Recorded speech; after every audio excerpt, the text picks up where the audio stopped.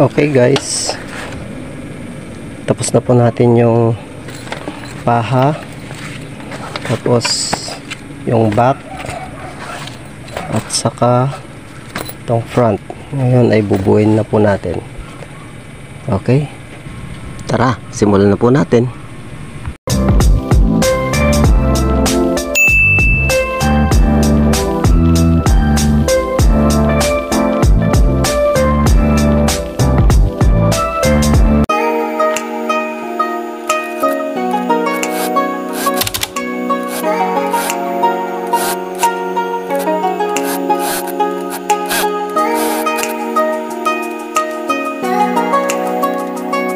Ang pagbuo pala nito guys, babaguhin natin yung pagbuo nito kasi halos karamihan kasi ng pagbuo ng bag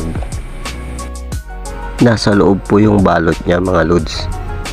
Ito naman po ang ilalabas natin dito kasi napansin ko kasi sa mga bag katulad po dito, ayan po, wala na siyang protection dito sa labas, kaya nagagasgas na po siya katulad nito at sa dulo. Kaya pagka ito po ang ilabas natin, itong magiging protection niya mga lods. Kaya yun po ang naisip ko mga idol. Kaya tara, subukan natin.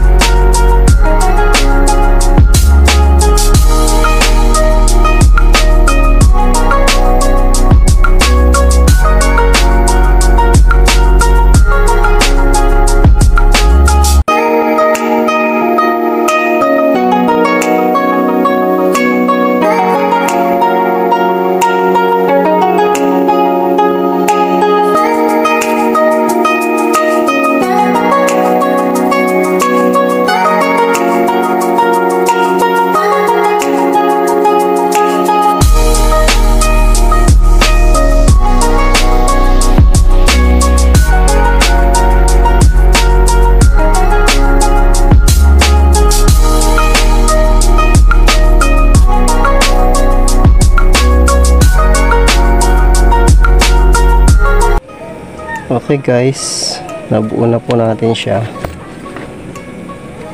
Gupitin lang po natin itong mga sobra dito sa gilid para pagdating sa pagbalot hindi po siya lalabas. Ayan po siya mga lods. Ito po yung dati, nasa loob po ito. Ngayon po inilabas ko po. Ito po yung kinalabasan niya. Yung sa divider niya po mga idol, dito po nilagay ko po siya sa loob. Tapos dito sa dalawa, sila po yung nasa labas mga idol. Ayan po. Ang purpose nito mga idol, dahil dito napansin ko po na ayan po, nagagasgas po kasi itong sa kanto nito.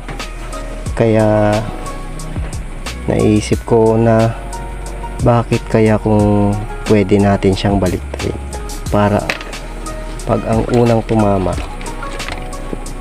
pag ibinaba, ito po yung mga kanto. Kaya ang unang tatama po ay ito po yung pambag natin. Sige po, balutan na po natin. Tara!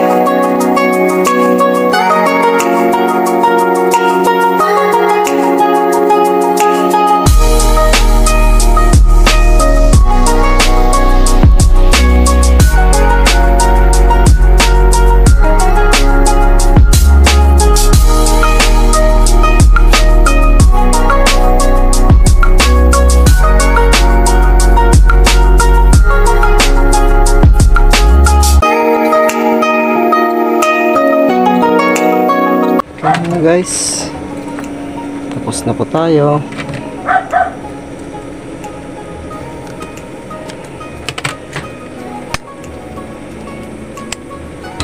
Ano po ang ating finished product mga idol.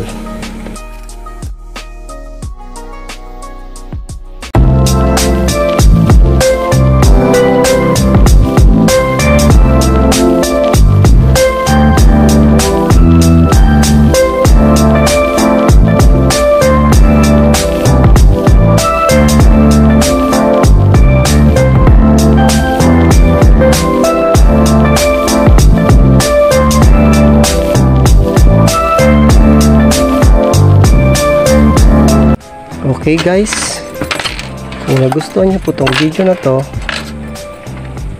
paki-like naman, paki-share at mag-subscribe na rin kayo sa aking YouTube channel at FB page, profile page,